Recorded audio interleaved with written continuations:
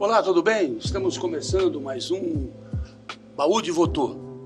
Muito obrigado pela sua audiência e esperamos que hoje, a entrevista de hoje, seja bastante valiosa, porque a pessoa que eu vou entrevistar hoje, que eu vou bater um papo hoje, sabe tudo de Votuporanga.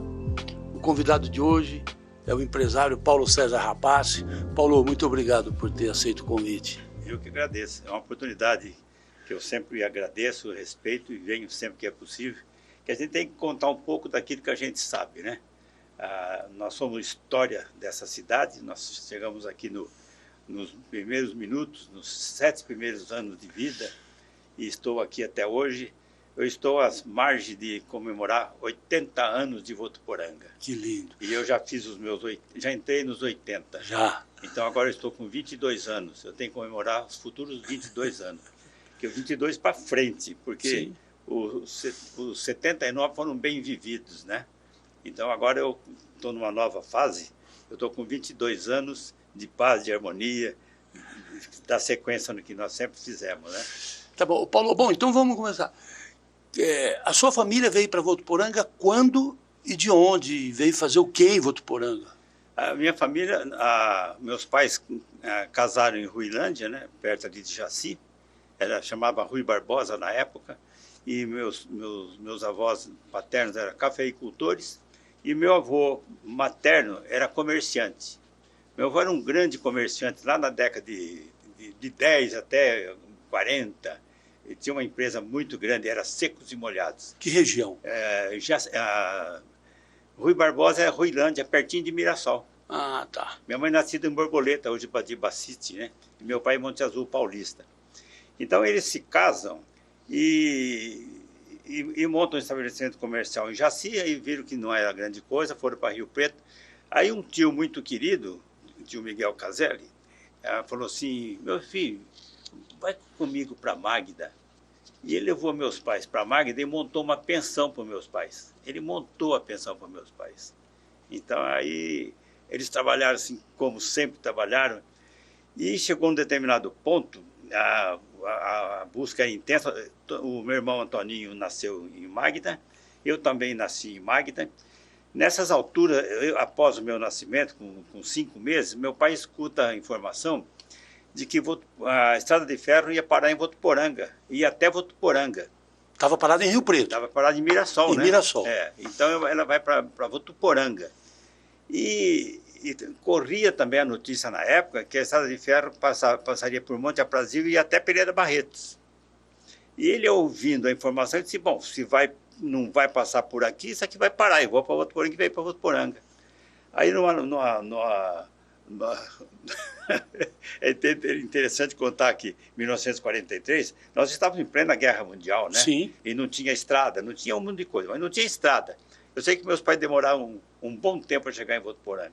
Aí chegaram aqui, venderam a pensão em Magda com um dinheiro muito bom.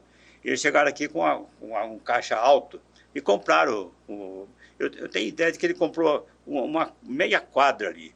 Depois ele fez a parte dele e vendeu um pedaço, né? Até o jornal US Paulista, o Vianinha pediu, falou: não, pode usar, vendeu para ele e tal.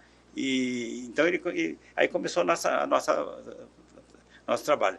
A princípio ele montou uma loja na rua Amazonas, lá em frente ao supermercado Amazonas. Era uma portinha pequenininha. E ele tinha um grande amigo, o Martinelli de Mirassol, de Rio Preto, o Frederico Martinelli, que fabricava móveis muito bons. Na época se fabricava móveis de qualidade, na grande maioria. Na época só tinha móveis de madeira, de qualidade. Né? E aí meu pai, com esse amigo, ele falou assim: não, eu mando uma mercadoria para você, Rinaldo, você vai vendendo, nós vamos trabalhando, né? E aí meu pai de lá cresceu, né? Veio aqui para a Rua Amazonas, em frente ao Atílio Mantovani, e ali também cresceu e tal. Aí ele já tinha o terreno, ele construiu, comprou um outro pedaço e tal, e aí nós estamos desde sempre. Então aí ele construiu ali na Rua Amazonas, ele só na Rua São Paulo? São Paulo ele construiu. Né? Inclusive o prédio que nós temos hoje, a nossa loja, essa é construída em 1953. Mas onde eu tenho o alpendre ateliê do nosso filho, Gustavo. ali é de 1948, 50. E um pouquinho mais para baixo tem aquele salãozinho que está fechado, que era o jornal. Isso, ali naquela esquina é o Oeste Paulista, que era do Vianney Brandão. O Vianney era uma figura também extraordinária. A história de Votuporanga, quando se fala, tem que falar do jornal dele, né? Nós tem o Nelson Camargo, depois tem o Pelicione e tal, né? Mas, basicamente, esses dois que eram pessoas inteligentes, né? O Nelson Camargo... E havia uma certa rivalidade entre os dois jornais. Mas isso que era o bom, porque o Vianinha e o Nelson, o Vianinha, a formação assim, cultural da família dele, a mãe dele era professora de piano, o pai do Vianinha era maestro de banda no Nordeste. O Vianinha tocava violino. E o violino... É interessante. E o Vianinha é engraçado, né? Ele falou do piano, do violino. Ele tinha um amigo de Seresteiros, Joaquim Nogueira de Carvalho, né?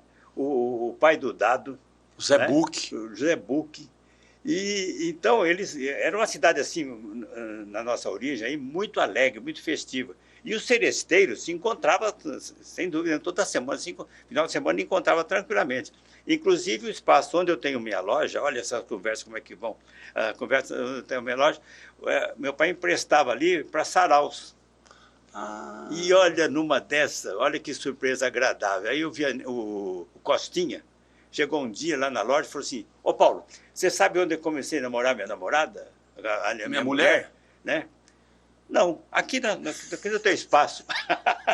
E como que era esse sarau? O sarau não tinha aparelho de som, era puramente vocal e instrumental, né? E alguém vendia bebida ali? Não, não tinha nada. Não tinha nada de bebida, não. Bebida, até interessante, bebida num casamento que eu fui, por exemplo, a bebida era a groselha. Olha outro lance da história de Votuporanga. Água com groselha. Groselha, quer dizer, a groselha é muito saborosa até hoje, né? Mas era servido groselha. E um detalhe que me ocorre, as garrafas de cerveja, elas vinham com embalagem de palha de arroz. Palha de arroz. Sacos de arroz, encapuçado ali, tá, para não quebrar. Então, era um mundo assim completamente diferente. E de uma solidariedade, de uma alegria tão grande. Você vê, a Seresta era assim... E Votuporanga tinha grandes músicos. Na sequência veio a Orquestra Guarani, a Família Riva e tantos outros aí, né? Ô Paulo, gozado, Votuporanga foi uma cidade onde os alfaiates eram quase todos músicos, isso, né? Que gozado isso. O Ditinho, eu só não era músico, o Cornélio. Mas era o Tesourinho, era alfaiate, o Amós. Né? Olha que história bonita que nós temos. O Ditinho, alfaiate. Ditinho, alfaiate. E pessoas alegres, felizes, né? E quem trabalhava com ele é tudo gente da área, né? Não é? Era tudo música igual. Porque também tinha uma coisa interessante. E outra coisa, músico e marceneiro. Eu lembrei do detalhe assim, porque músico gostava muito de uma boa cachaça, né? E marceneiro, idem. E meu pai já tinha assim, relacionado com vários carpinteiros, né, marceneiros. Meu pai falou assim: o duro, que no fim de semana você não acha ninguém, tá todo mundo de ressaca, né? Mas era assim, era saudável, todo mundo em casa, não tinha nada assim de constrangimento. Por isso que eu estou falando assim, não tem constrangimento nenhum. Era saudável, era alegre. Nós sentávamos na rua, saindo do foco, meu pai tinha um rádio. E ter um rádio na época... Era coisa de elite. Era coisa importante, né? Era coisa importante. E o que nós fazíamos? Ele ligava o rádio lá às 7 horas, tinha Jerônimo, o Herói do Sertão, O Direito de Nascer. Né? Era uma novela. Então a vizinhança se reunia e a meninada sentava no chão, ou cada um trazia a sua cadeira, não era problema. Mas na hora está todo mundo ouvindo as novelas. Paulo, e O Direito de Nascer era uma novela cubana que passou durante anos e anos, né? Exatamente. Não era novela de 6 meses, não. Foram anos e anos e anos aquela novela. Eu lembro que a minha mãe, a minha avó, não perdiam um capítulo, né? Tinha o Bertinho Limonta, que era que era o grande galã, né? Exato, que Ô, maravilha. Paulo, e como que era Votuporanga ali? Quando você... Votuporanga, em 1950, né? 47, 50, 53, não tinha quase nada ali, né? Era tudo terra. Estava começando. Ela tinha um projeto muito bom, que Votuporanga teve um privilégio muito grande de ser projetada por alemães. Sim. Pessoas muito, acima de tudo, muito educadas, né? Um capital econômico muito grande, que eles, nas negociações que eles fizeram na época com o governo de Getúlio, eles herdaram entre aspas, né? Ganharam em composição de venda, compra e venda, uma área muito grande. E eles, inteligentes, mandaram uma equipe para cá, disseram, vamos fundar uma cidade lá naquela região, e mandou a equipe. E, ao que se sabe, o endereço era a pousada de Boiada, né? Então, mas me parece que a pousada era ali em Carvalho, na Vila Carvalho, né? Exato. Aí eles foram na Vila Carvalho. Tá. A equipe foi na Vila Carvalho. E aí analisaram, e engenheiros, e o pessoal também na época era muito inteligente também, né? E falou assim, escuta, mas nós estamos aqui para fundar uma nova cidade, mas na margem de um córrego, isso aqui não é conveniente, né? E aí um perguntou para o que é nosso aqui? O que se enxergar aqui é tudo nosso. Ah, então vamos embora. Que era a Fazenda Marinheiro de Cima. Isso. Aí eles subiram e viram o espigão. O espigão, como se falava na época, né? E traçaram Votuporanga no espigão. E aí a nossa grande sorte. Fizeram um projeto arquitetônico que até hoje é moderno, né? Você vê a minha rua, a Rua Pará começa na frente da minha loja. Isso é projeto moderno, quer dizer, quebrava o entroncamento de rua, aquela coisa toda. E ruas largas. Eu não sei assim se... Você vê a Rua São Paulo, por exemplo, depois ali da Concha Acústica em diante, ela tem uma amplidão, ela é mais larga. Diz que as nossas ruas eram todas projetadas assim, bem largas. Mas aí os comerciantes, a população tal, achando assim, mas com essa rua muito larga, não mostra movimento, não vai atrair ninguém, né? Aí então estreitaram a Rua Amazonas, né? Então, nos limites que estão aí hoje, né? Agora, você vê que a rua São Paulo, depois da Concha Acústica ali, ela é larga, né? Ela vai até embora. Então foi assim uma felicidade muito grande ter os alemães como fundadores da nossa cidade. Pessoas inteligentes.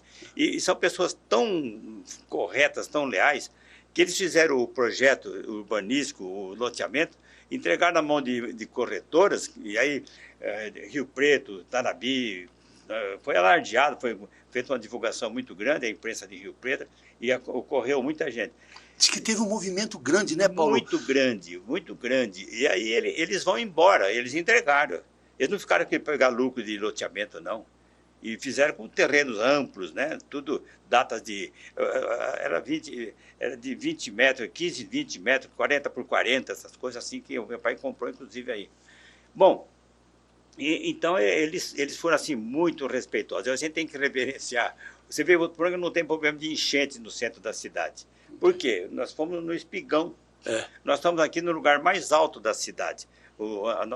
Nosso condomínio, a nossa cidade. Essa Rua Amazônia inteirinha é o lugar mais alto. Quer dizer, o escoamento de água é perfeito. Ô, Paulo, e quando o seu pai montou a loja de móveis, eram móveis...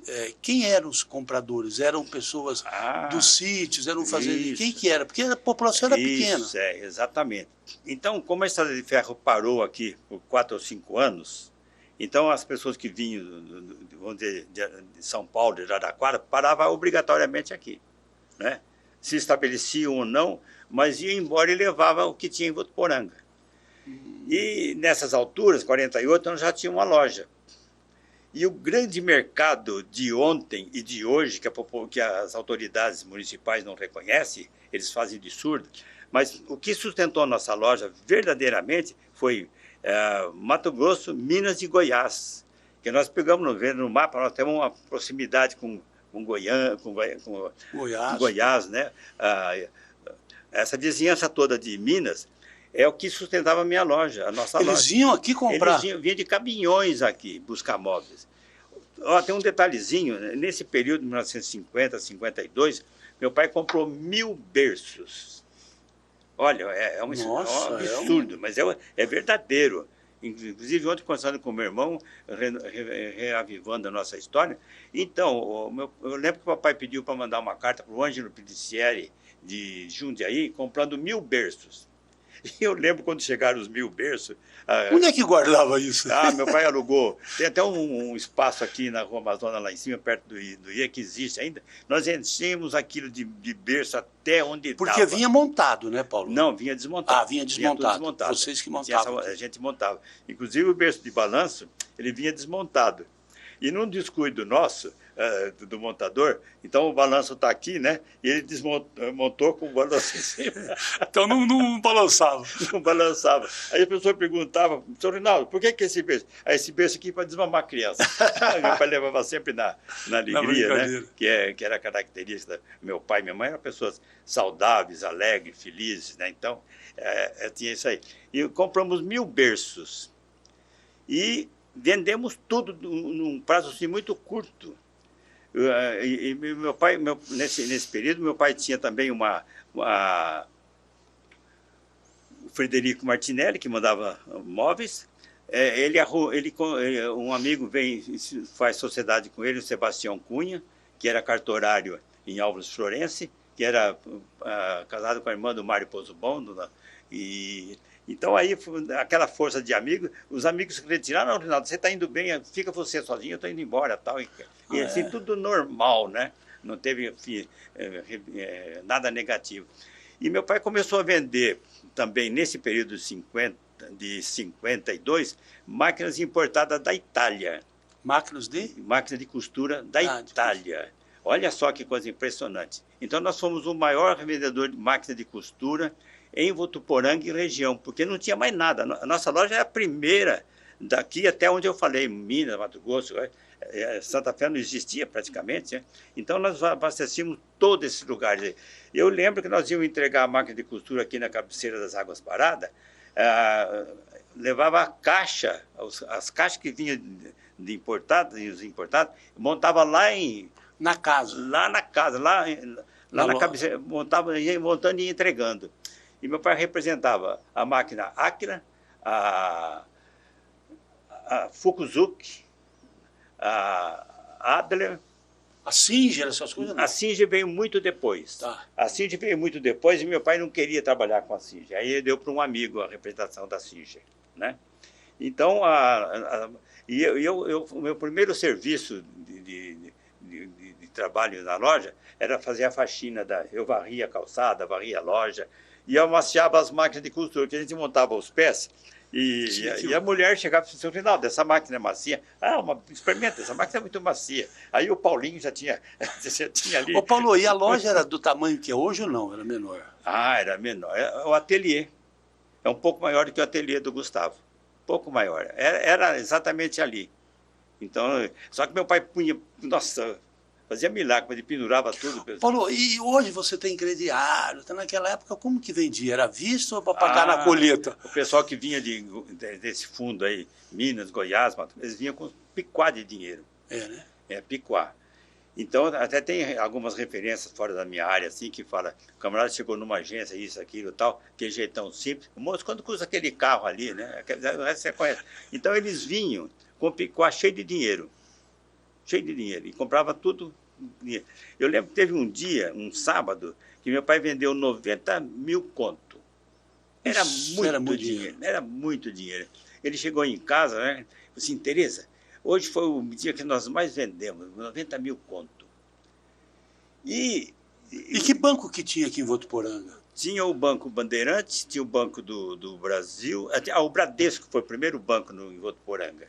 Então, depois estava no Bradesco, no Banco do Brasil. Cominde depois? O Cominde bem depois. Depois o Itaú, o Cominde, isso vieram depois, né? Então já é mais. Mas no início, o primeiro banco é igual a primeira casa comercial, Casas Pernambucanas. Depois veio a Riachuelo. Isso. Né? Depois outras vieram, mas as duas principais. Depois veio a Buri. Buri, isso. A Jaraguá. Jaraguá. Então, tudo ali na Rua Amazonas. Então, meu pai tinha um fornecedor muito bom também, que era de Taquaritinga, da família Calil, do Osório Calil. indústria de móveis Aparecida, era só jacarandá.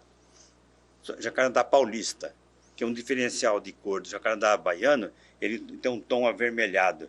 E o jacarandá paulista, ele é mais da cor da embuia mesmo.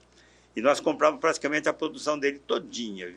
E o veículo de transporte nessa época, desde 48, passou a ser a ferrovia, que não tinha outro, né? Então, meu pai tinha assim, um bom entrosamento com a EFA, que depois era Estado de Ferro, antes era CPP, Companhia Paulista, que era assim, era de uma elegância quando você viajava na Companhia Paulista, era um deslumbre, né? Um luxo. Aquele vagão restaurante. Isso, que coisa, que deixou saudade. Talher de... Não é? Deixou saudade. Eu lembro, você falando isso, Paulo, eu lembro que quando a gente viajava de trem, tinha água com gás prata. Isso, água prata. Né? O trem era só água prata. Revistas. Olha, coxinhas, salgadinhos. E eram todos, né? E o fiscal todo elegante, né? E no trabalho, então esse é um aspecto bom social de passageiros, né? E no trabalho, o pessoal que vinha de Araraquara era todo um pessoal muito educado, responsáveis.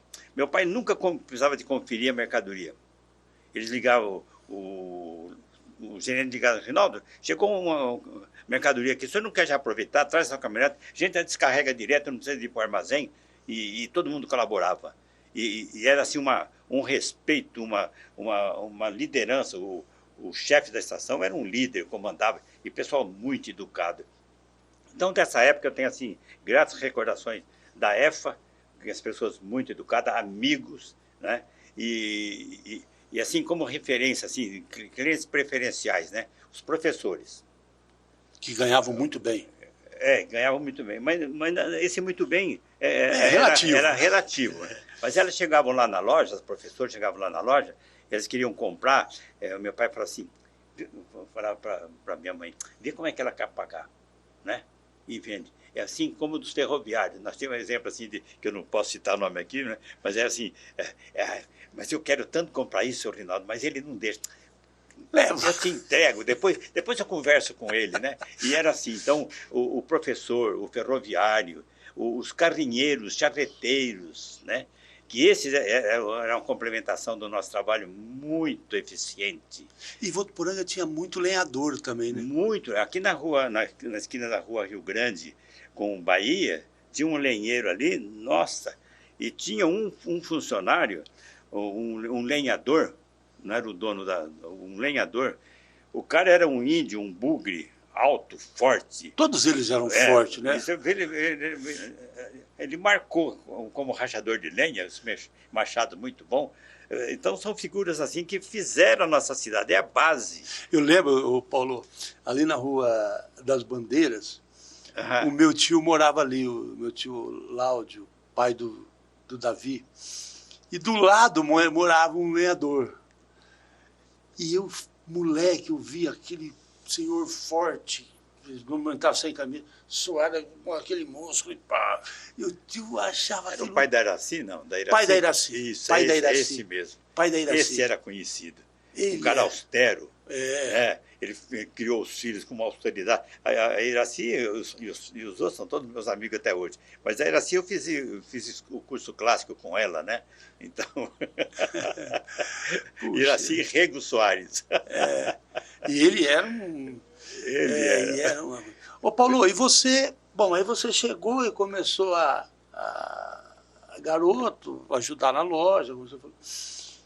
E o que você fazia, o seu divertimento? O que você... Você lembra quando chegou ao cinema? Você ia nos... O que você fazia, Paulo? Então, o cinema foi o Manuel Ramalho Mata, é outra figura que a gente não pode esquecer na nossa história, né? Ele fez de tudo, ele fez cinema, agência de bicicleta, agência de motocicleta, aquelas BMW alemã, né? E o cinema, ele trouxe o motor para o cinema, ele fez tudo, né? Fez tudo. Ele fez a Vila Mata, que é aqui no quarteirão de baixo, é um exemplo de construção, de modernidade para os dias de hoje, né? E ele era uma figura. Eu lembro uma vez, Paulo, eu fui entrevistá-lo, e ele tinha fama de ser mentiroso, né?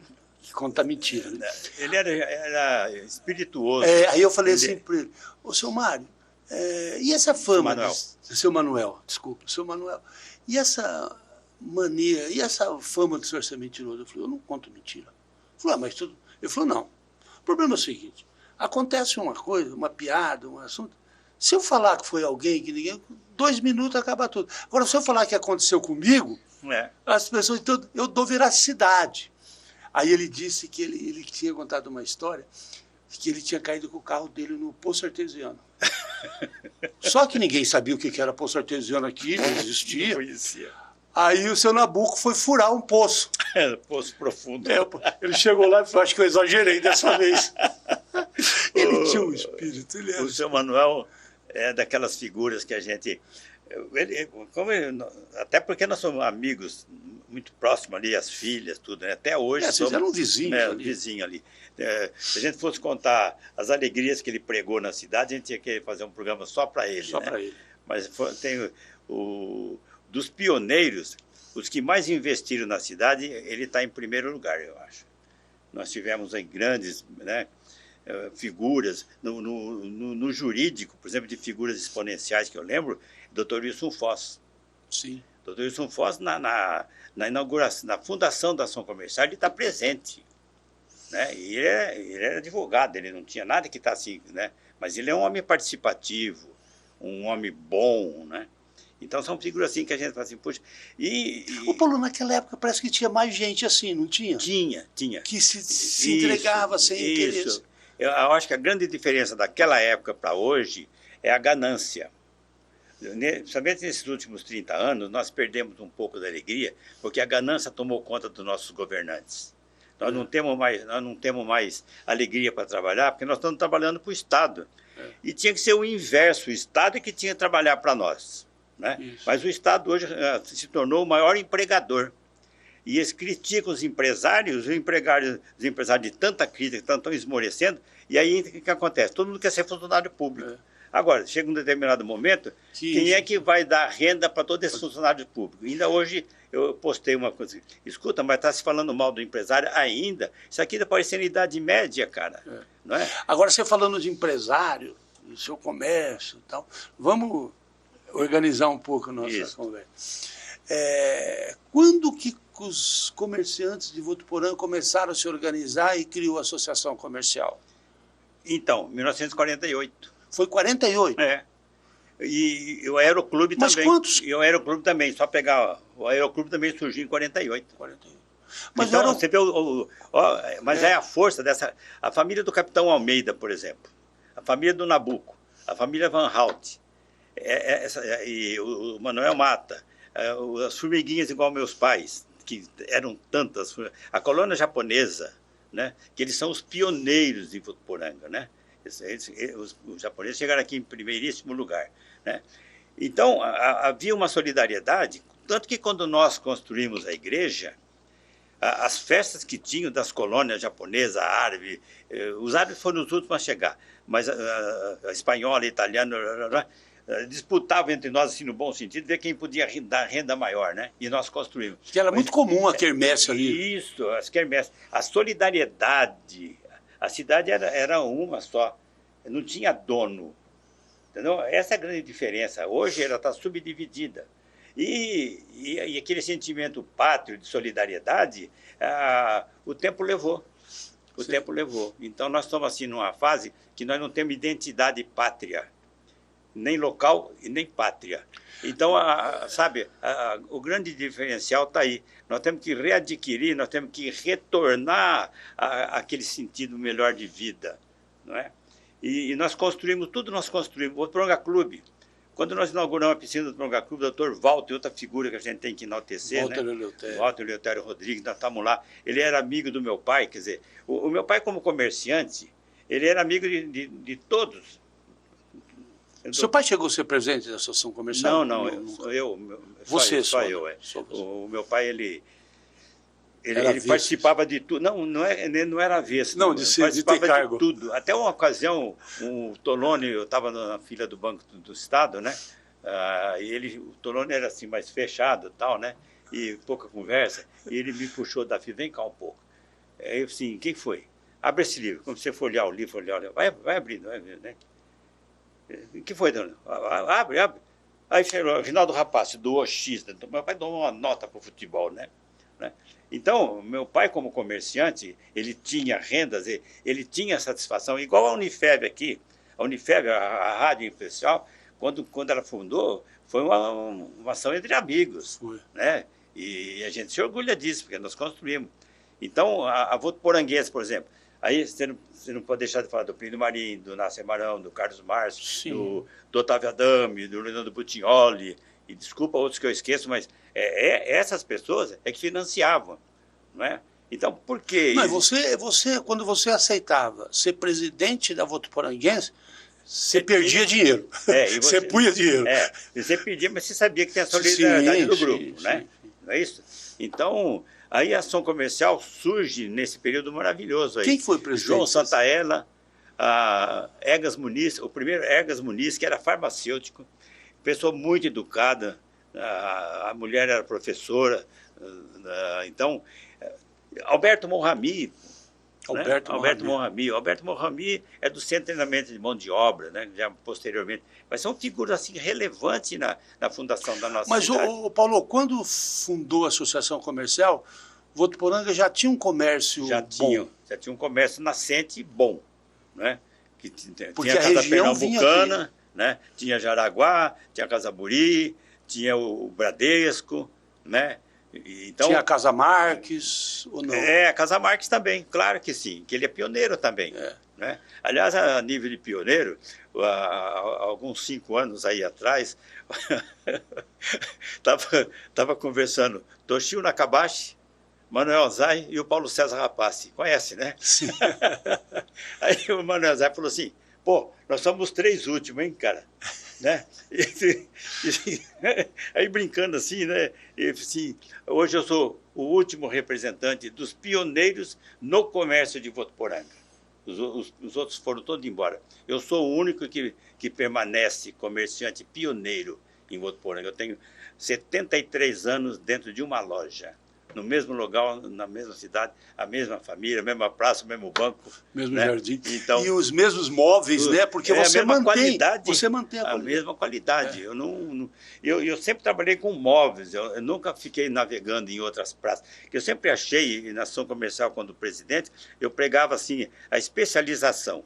Especializa numa área e trabalha, que seja o melhor naquela área que você tem. Porque se você começa a vender de tudo, você vira um bazar, tá tudo bem, nada contra. Mas se você quer, especializa, e na época a especialização era boa. Bom, na nossa loja, nós tínhamos um detalhe muito interessante, nós tínhamos exclusividade das máquinas Atlas, nós tínhamos exclusividade da Cama Patente, nós tínhamos exclusividade da Probel, da Epeda, e o Móveis Taquaritinga, Osório e João Calil, e Peliciari de Jundiaí, e assim por diante. Então, nós tínhamos exclusividade. Então, a qualidade do nosso produto... Meu pai, quando vendia uma máquina de costura, a pessoa perguntava se tinha garantia, assim, 100 anos. E era verdade. E era verdade. Nunca teve reclamação. E quando tinha alguma reclamação, era bobina, isso, aquilo meu pai consertava, eu lembro disso, né? Então, era assim, a coisa assim, de muita qualidade. Não tinha esses produtos que a gente sabe que vem aí hoje só para poluir a natureza, né? É curta duração. E você já produz alguma coisa com prazo de validade para você vender. Exato, Ô, Paulo, e depois? E a indústria? Quando é que começou a indústria em Votuporanga? O Nabuco, né? É igual a Unifeb. Quem começou a Unifeb? Nabuco. Sim. Né? Então, o Nabuco foi um... Não, mas, por exemplo, o Nabuco começou, ele fez a Planivo, né? Planivo, Mas antes disso já tinha alguém... Não tinha, não. O Antônio Pereira... Ele que deu a área... Sim, o Antônio Pereira ele tinha o espaço dele, mas os outros ganharam espaço para montar a indústria. Sim. O Nabuco que deu. O Nabuco tem um detalhezinho muito interessante. Ele é um estadista, né? O Nabuco não era só um prefeito bom, educado, atencioso. Nós, por exemplo, como estudantes, por exemplo, nós éramos presidente do centro estudantil aqui do ginásio estadual. O meu irmão era o presidente, né? E nós precisávamos de um bebedouro, precisava disso, daquilo. E nós estudamos, realizamos, fizemos um projeto, tudo. Na época, nós tinha aquela influência do Carlos Alberto Alves Carvalho Pinto, tinha plano de ação. E nós fazíamos nossa campanha política para Grêmio, tudo com plano de ação. Ó, nosso plano de ação está aqui, ó, é isso aqui que nós queremos e tal. Aí chegamos no Sr. Nabuco, nós temos necessidade de fazer isso aqui lá no ginásio, porque não tem isso, não tem bebedouro, não tem isso, não tem o ginásio é aqui onde é a fundação, é aqui, é a Unifev. Aqui é a Unifev, né? Nós não temos o gradil para a quadra e nós precisamos fazer isso aí. Ele chama o assessor dele, Germaninho, vem cá. Era ali na Rua Minas, o almoxorifado. Daqui a pouquinho já vai com os meninos lá e vê o que é que eles precisam. Aí o Germaninho veio aqui com a gente, olhou assim, Sr. Nabuco, eles precisam disso, disso. E pode acrescentar mais isso aqui, que também que eles estão precisando disso. Ah, Sr. Nabuco, tem o seguinte, o gradil que eles precisam, aquele IP que nós cortamos, dá madeira certinha para fazer o gradil aqui da quadra que eles precisam. Bela informação, não é? Sim. Porque se criticou tanto que o Nabuco cortou o IP. Sim, ele cortou porque era uma questão de segurança, né? Para não causar deu muita conversa. Então, eu estou jogando um fato assim verdadeiro, que é bom para apagar incêndio. Quem não sabe da história, né? Muita gente não lembra. A gente sabe alguma coisinha. E esse pé onde que era, Paulo? Era, olhando aqui a igreja de frente, à direita, no meio da praça ali. Onde tem aquele sobradinho, ele estava ali no meio. Eu tenho a foto dele lá, a foto do IP. Ele tinha 20 metros de altura, ele estava alto a dessa. A pessoa se cai no IP desse? Se cai. Então, você vê assim, tudo tinha um carinho. Ele cortou o IP, mas a madeira foi toda reaproveitada. Toda reaproveitada. E hoje a Cibipiruna, por exemplo, se quisessem reaproveitar, a Cibipiruna é uma madeira excelente. Ela é bonita. Você vê as tábuas que tem lá no ateliê do Gustavo, as tábuas de mesa, e vários Foi o Nabuco que trouxe o Cibipiruna para cá também? Exatamente, foi ele que jardinou tudo com... E a Cibipiruna também tem o mérito de despoluir a natureza, que ela é uma das melhores plantas para isso. Então, o Nabuco era um estadista, e ele dava assim, ele recebia os estudantes, como nos recebeu, e ele projetava para que ele se lançasse a candidato a vereador. E o meu irmão só não foi candidato a vereador junto do Nabuco, porque ele foi para São Paulo e lá se encaixou e tal. E o Nabuco tinha, nesse período, escolhido um jovem para ser prefeito, que era da família do Zico, do Engenho. E era um menino inteligente, um jovem inteligente, uma família muito bonita, né? Educada, competente. Qual o nome dele? Eu não lembro o nome dele, mas é fácil dar para... Ele era da família... Do Zico, do Alambique. Ah, tá. Uma família de Itu, Salto, né? E depois ele criou o Luiz de Aro. Ele trabalhou esse jovem aí, mas lamentavelmente esse jovem sofreu um acidente e foi transferido. Então aí ele lançou o Luiz de Aro. Então se ele não tivesse... Não, pera um pouquinho. Não, foi ele antes, lançou o Dalvo. Ele colocou o Dalvo na prefeitura. Que era gerente do Banco Bandeirantes. E depois ele voltou na prefeitura, substituindo o Dalvo. Aí depois que ele coloca o Luiz de Aro. Não é? Na época do Maracujá. Você veja a força política do Nabuco. E outra coisa, o Nabuco, quando tomava decisão política, ele reunia o bairro, a população. Convidava a população e nós íamos lá conversar para ver qual eram os projetos, quais eram as intenções. Quando escolhemos os prefeitos, seja, todos que nós já estamos, era tudo convencionado entre as partes. Não foi o Nabuco que escolheu, não nós que escolhemos esses candidatos.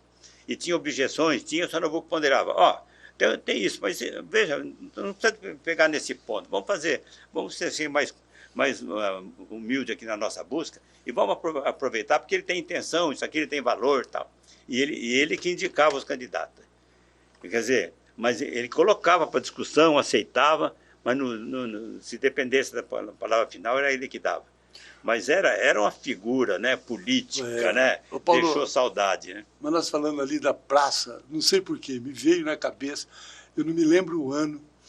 Você lembra? Que apareciam umas coisas em Votuporanga que era engraçado. um jovem que ficou, acho que 7 dias, 7 noites andando de bicicleta em volta da Concha Acústica. Você lembra disso? Lembro, que era vagamente, não lembro assim com profundidade, não. Agora, o que você fez eu lembrar, que quando nós ganhávamos as eleições, por exemplo, na minha eleição, por exemplo, né? Aí nós já estávamos lá no IE. O primeiro, 1964, a primeira eleição do IE, nós éramos 4 candidatos, nós tínhamos 4 chapas. Aí nós ganhamos eleições, a gente saía de lá do IE, vinha pela Rua Amazonas, aquela maior festa, alegria, tudo, e vinha na Concha Acústica tomar banho. E aí tomava banho... Na Concha Acústica? Na Fonte Luminosa. Na Fonte Luminosa. Desculpa, na Fonte Luminosa. Isso era meio comum, né? Era comum. Assim como no 8 de agosto, que tinha o Bairro Tronga Clube, a banda Zequinha de Abreu ia lá, puxava pela Rua Amazonas, e nós íamos atrás da banda cantando, né? E vinha até aqui na praça, aquela festa, né? Aquela juventude toda.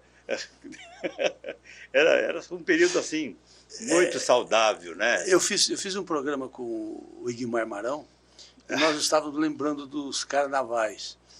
Nossa, o carnaval ele tem história no carnaval. O carnaval de Votuporanga era uma coisa maravilhosa. Né?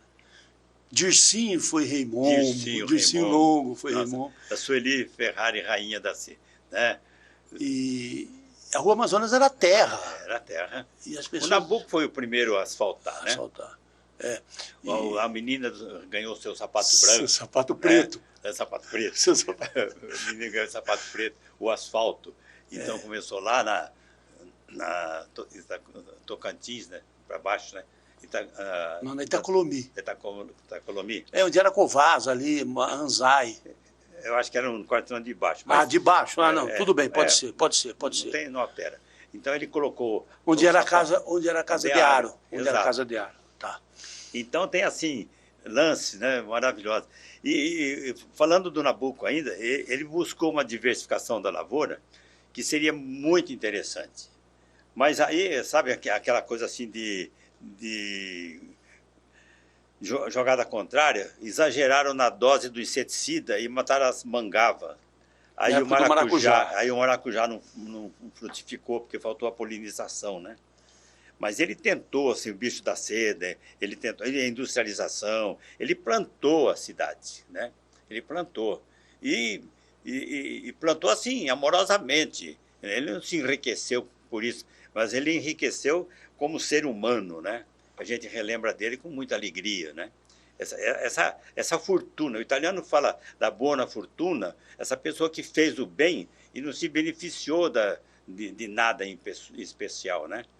Então eu tenho um orgulho imenso, porque eu como estudante eu vivi essa euforia toda. E outra coisa, né? Esse período de euforia de Seresta, por exemplo, que começou lá em 48, 50, e 60, 62, o Juscelino Kubitschek era seresteiro. Era. E ele, né? Aí os mineiros aqui de Votuporanga, juscelinista, nossa, aquilo floresceu, né? E tinha muita serenata, né, Paulo? Muita serenata. Bom, eu como jovem estudante, imagina, nós tínhamos um professor, o Zezo, professor de educação física, um cara muito educado, muito elegante também, de tu, né? E a gente ficava conversando com o Walter do cinema na praça, ali até altas horas da madrugada, né? E aí, quando era assim no fim de semana, ele falou assim, vamos fazer uma serenata? E nós íamos fazer serenata. Tinha um outro amigo, Márcio, que era da família da dona Júlia, do Prado, e vamos fazer serenata, vamos. Aí eu tinha e tenho um acordeão, né? Mas não toco coisa nenhuma. Só era o dono. Eu sou o dono do acordeão. E nós ensaiávamos ali e saímos para fazer. E o Márcio tinha uma fã, né? Tinha meninas muito bonitas, né? Como sempre, né? E aí nós estávamos lá fazendo a serenata, fomos na casa de um comerciante próspero da cidade, lá fora do centro, né? Se eu vou dar endereço, não pode. Aí nós estávamos lá tocando assim, mas imagina, deve ter sido um som maravilhoso, né? Todo mundo aí o pai abrindo assim, vocês não têm o que fazer não, molecada, vocês não vão trabalhar não. Ô Paulo, mas era muito saudável. E quem não sabia tocar, eu me lembro, o César da César Festa, e o João Herrera Martins, A gente nunca tocou nada. Você sabe como a gente fazia serenata? Lembra daqueles gravadores? Não, aqueles gravadorzão, grandão, de pilha, aqueles gravadores, a gente chegava lá e ficava. E aí as meninas acendiam a luz e apagavam, né? Isso, dando sinal. Era muito gostoso. Mas nós fomos atrevidos. Ele pegava violão, o outro pegava dois com violão e eu na sanfona. Ô, Paulo, lembrando de primeiras coisas, tal, você lembra como é que foi o início do primeiro prédio em Votuporanga, o edifício Julieta? Porque aquilo lá foi... mas antes não era dele, começou e parou, né? Ele começou... Ele não, o Zé Cara José. Zé Cara José. Que era o dono da estação rodoviária, aqui na esquina da Padre Isidoro com a São Paulo. Ali tinha uma estação rodoviária. Que era o Mercadão? Não. Rua São Paulo, esquina com o Padre Isidoro. Ah, sim. Que ali era rodoviária. Ali era rodoviária. E tudo centralizava ali, né? Então os ônibus vinham, tudo convergia ali na rodoviária. E tinha a Caça Pesca do Nicolau na esquina. Tinha. Que é outra figura também, outra né? Figuraça. Outra figura. O Salvador Salvador não. O Castrequini, o que era também na linha assim dos brincalhões da cidade. Nossa, né? Aquele que inventava história. E ele tem história. Então, o Zé Cara José era dono disso aí. E ele tinha um poço, uma cisterna, que tinha 2 metros de diâmetro. E no meio da rodoviária. E os ônibus circulavam ali em torno disso e tal, né? E aí ele constrói, tanto que ele pôs o nome do prédio Julieta, e ele parou, vamos dizer... E outra coisa, aquela esquina ali era minada, na época ela era erodida, né? Que a erosão nasce ali, e ela vem pela rua Mato Grosso, ela passa embaixo do Mercadão, ela vai até onde a gente sabe hoje, vai embora. E ele construiu ali. E o pessoal achava que não, mas ele fez uma base muito boa.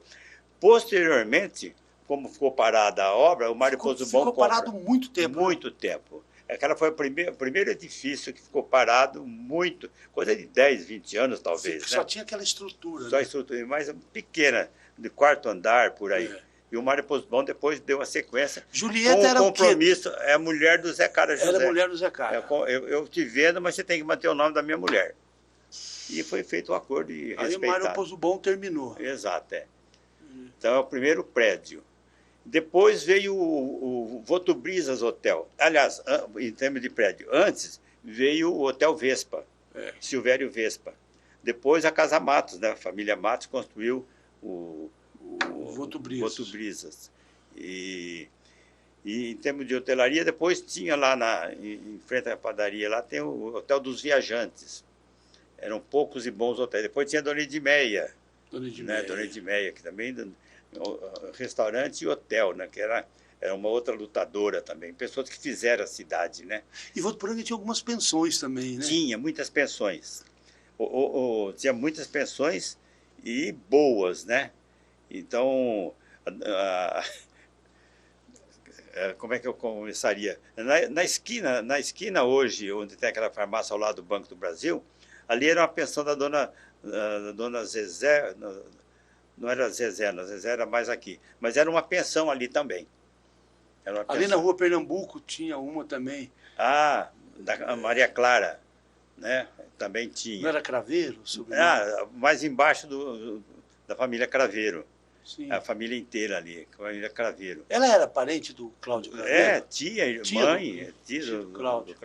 E o Cláudio Craveiro, ele é parente, eles têm ligação com o presidente de Portugal, o Craveiro Lopes. Quando o Juscelino Kubitschek era presidente, o Craveiro Lopes veio ao Brasil e se hospedou em Brasília em construção. Aí, quando ficou vários dias aqui, surgiram as notícias, me parece até que o tio ou o tio do Cláudio Craveiro foi conversar com ele. Tem um histórico aí para a gente ser relembrado nessa linha. Assim como eu tenho assim, uma fotografia porque falando de história, né? Então, quando o Juscelino faz a campanha política, ele para em Votuporanga. Ele para em Votuporanga na hora do almoço e os mineiros, eles falavam assim, a mineirada ficou sabendo, avisou todo mundo, e todo mundo foi lá, quer dizer, 50 pessoas no máximo, todo mundo. E aí o Dirceu, o pai do Dado, mineiro de Varginha, convida para ele ir na casa dele, a dona Lazinha fez lá um quitute para ele, né? E os dois mineiros se entendendo ali, Joaquim Nogueira de Carvalho também mineiro, e um homem culto. Joaquim Nogueira falava o latim, ele era matemático, ele era um homem de cultura. Aliás, na fundação de Votuporanga, se a gente fosse analisar isso, tinha um padrão cultural muito elevado. É mesmo? Muito elevado, muito bom. Você pega aí, nossa, é um departamento que a gente tem que falar com cuidado, porque o seu Joaquim eu conheci, e ele era um homem que tinha cultura, tinha coragem, e ele não tinha papas na língua, ele fazia tudo com competência. Essa era mas eu vou ficar no Juscelino, depois eu volto nele. Aí o Juscelino faz o discurso, vai para a casa do lado, a dona Lazinha faz... Isso numa campanha para presidente? Nas primeiras viagens do Juscelino. E aí eu sei que eles conversam lá tal, e ele falou, o João Leite, tá todo mundo ali na casa dele, tá? Se eu for eleito, eu vou convidar o senhor para me visitar lá no Catetinho, lá no Rio de Janeiro, no Palácio Catetinho. Se o senhor convidar, eu vou sim. E eu tenho a foto do João Leite com o assessor dele visitando com o Juscelino lá no Catetinho, Rio de Janeiro, que Brasília não estava construída ainda. Então, eu acho assim, o João Leite foi o primeiro prefeito de Votuporanga a ser recebido por presidente da República. Eu tenho isso com certeza, pode não ser absoluto. Eu tenho uma foto dele com o Jânio Quadros. Sim. Mas o Jânio Quadros não era presidente. Não, mas uma figura exponencial, a figura mais relevante, foi o primeiro prefeito a ser homenageado numa visita presidencial, foi o João Leite. João Gonçalves Leite. E você vê assim... O João Leite era uma pessoa bem avançada. Era. E o João Leite é uma pessoa muito... E ele tem um mérito também, que tinha a Dona Maria, que era uma pessoa excelente, né? A gente tem que... Quando nós estamos no Dia das Mães, né? Então, mas eu falo isso sempre, estou falando Dia das Mães, porque é uma referência verdadeira, mas a Dona Maria foi uma pessoa extraordinária. Você vê os filhos do João Leite, ele tem um filho só, José Leite. As filhas, todas de referência, pessoas muito educadas, de padrão cultural, pessoas que a gente conviveu e deixou saudade, sabe? Então, a Dona Maria, o João Leite foi grande porque tinha uma mulher muito extraordinária atrás, né? Como todos nós, né? Nós somos o que somos porque nós temos as nossas mães, nossas namoradas, né? E tudo mais. Mas a relevância, né? Exato, Votuporanga teve umas mulheres elegantes, Dona Chamena. Chamena, nossa, Chamena é outro departamento, né? Ela era, sempre andava, elegante, né? Que elegância. O Votuporanga tinha umas... Eu fiz o ginásio com ela, né? Eu também. Então, você fez também? Fiz. Então, nós temos história. A Dona Chamena teria que convidar o Cicinho e o Ricardinho para sentar e fazer uma audiência com eles, e tanto vai ter muitas outras amigas que vão querer participar, sabe? Então, eu tenho, assim, meninas na minha memória, desse tempo da Chamena, que foram alunos, ela tinha um coral. Ela era professora de desenho, música e canto orfiônico. E nós passávamos de tudo, né? Canto orfiônico, nossa, aquilo... Ela foi minha professora de desenho. Desenho. Ela entrava na classe, a gente levantava. Eu lembro que tinha época que estava meio frio, ela falava, vamos fazer aquecimento. A gente tudo de pé, 1, 2, 1, 2, 1, 2. Aí a gente sentava. E o marido dela, Cícero. O Cícero Barbosa Lima, também era um gentleman. Vixe, era. Né? Andava de terno, só andava competência, né? Professor de história, ciências. História, ciência. E nesse período, nesse ginásio, nós tínhamos o Benedito Silva, que foi o primeiro professor de Esperanto, o primeiro catedrático de Esperanto no Brasil. Sem exagero, no estado de São Paulo. E ele até hoje trabalha com Esperanto, e ele é homenageado no Japão. Ele participa de um grupo chamado Omoto, e é tudo escrito em Esperanto. E eu tenho o livro dele para quem quiser. Puta, que legal. Então, o Benedito Silva é vivo, né? Está com 94 anos, mais ou menos, mora aqui em Rio Preto. Mas ele foi uma figura também Nossa, aí eu começo a falar dos professores, eu não posso esquecer de falar um Baptiste Cornier, professor de francês, né? Puxa, Bom, que divindade. O homem era um iluminado, né? Você falou em música, tinha o professor Hudson. Que ele tinha, era uma figura exatamente, incrível, né? Exato. Ele tinha a escola dele de música, né? Então... Paulo, infelizmente o nosso tempo está acabando. Dava para a gente conversar muito, mas... Foi um prazer muito grande. E é uma alegria a gente poder transmitir aquilo que a gente viveu, uma vida saudável, né? Orgulhosamente, uma vida reta, né? Tudo que nós temos foi conquistado com o trabalho dos meus pais, né? E eu reverencio sempre os meus amigos, meus pais, todos aqueles que contribuíram para que a gente pudesse chegar até aqui hoje, com saúde perfeita, inteligência, né? E agradeço ao Supremo Ser Maior, porque, né, é que nos dá a força para cada dia. Com essa idade, com esse... Eu estou com 22 anos agora. Então com 22 anos, eu vou precisar ainda mais da proteção, viu? E vou precisar muito dos amigos. Claro. Amigo é coisa de se guardar dentro do peito. A gente só tem saúde perfeita quando você tem bons amigos. Amigo é sinônimo de saúde, de inteligência. A amiga é indispensável. E a vida é muito curta para a gente não aproveitar muito bem. E eu lembro do Charlie Chaplin que ele fala isso. A vida é muito curta, não pode ser insignificante. Nós temos que nos amar, nós temos que ser verdadeiros, autênticos. Nós temos que ser gente, né? Nós estamos vendo muito discurso, esquecendo, nós somos seres humanos. Nós somos filhos do mesmo Deus, Pai e Mãe. Nós temos que enaltecer e agradecer. Eu sou agradecido por tudo e por estar aqui com você, meu amigo. Eu agradeço muito obrigado. E assim nós terminamos hoje o programa dessa semana do Baú de Votu, com esse papo gostoso com o Paulo César Rapaz. E nós voltamos na próxima semana com mais um Baú de Votu. Até lá e um grande abraço.